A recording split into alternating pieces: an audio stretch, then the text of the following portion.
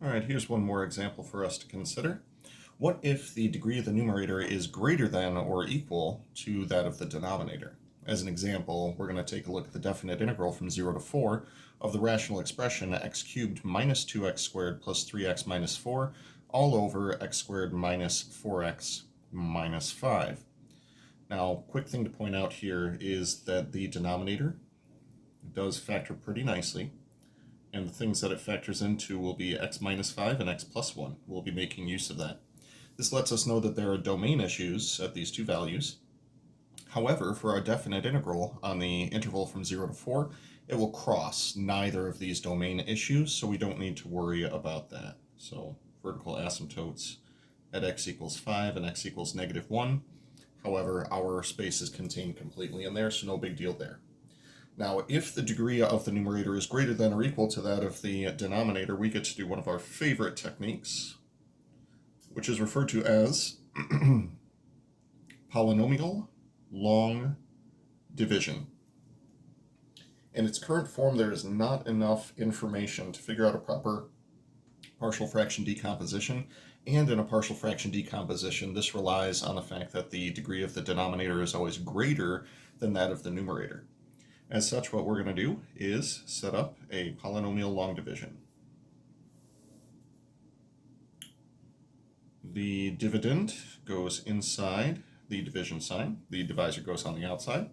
How many times does x squared go into x cubed? Well, that would be a total of x times.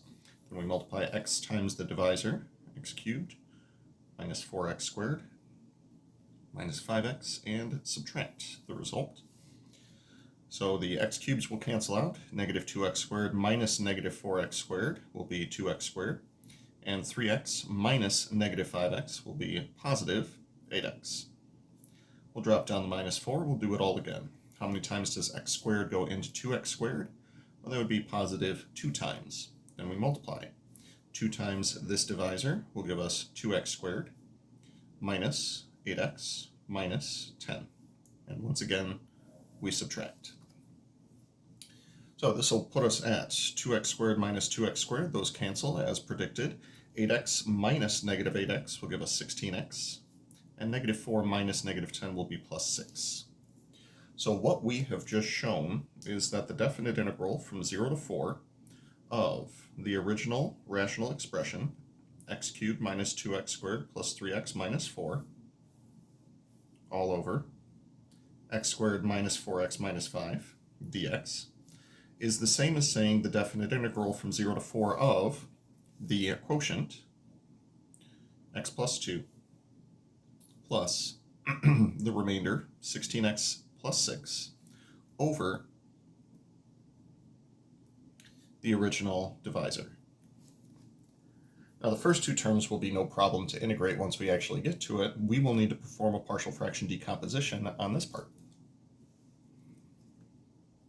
So setting up our partial fraction decomposition, first thing I'm going to do is express the denominator in its factored form. I did mention earlier that x squared minus 4x minus 5 does factor pretty nicely into x minus 5 times x plus 1. I'm going to put that right here. X minus 5 times x plus 1. So in our partial fraction decomposition, we'll have a denominator of x minus 5. We'll have a denominator of x plus 1. The numerators, given that the factors are linear, will simply be a and b.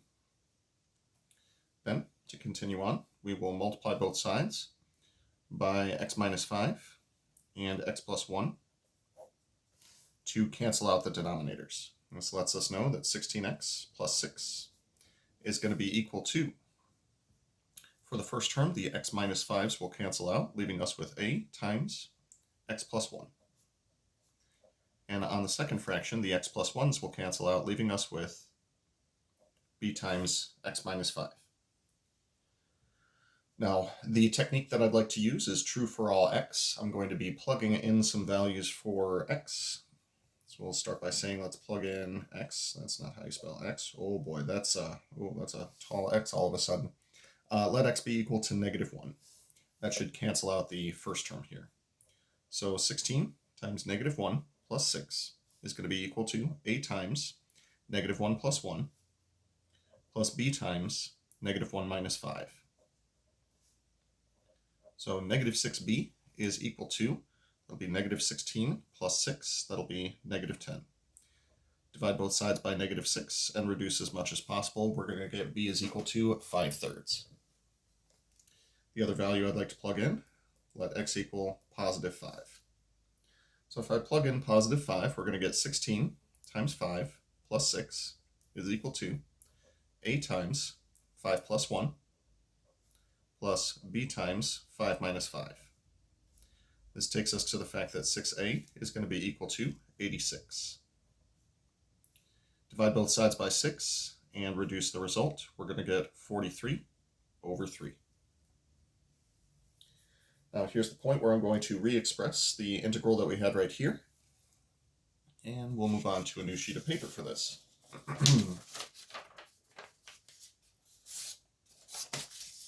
Yes, we'll fold it the appropriate place so as to be able to copy this down okay. So this lets us know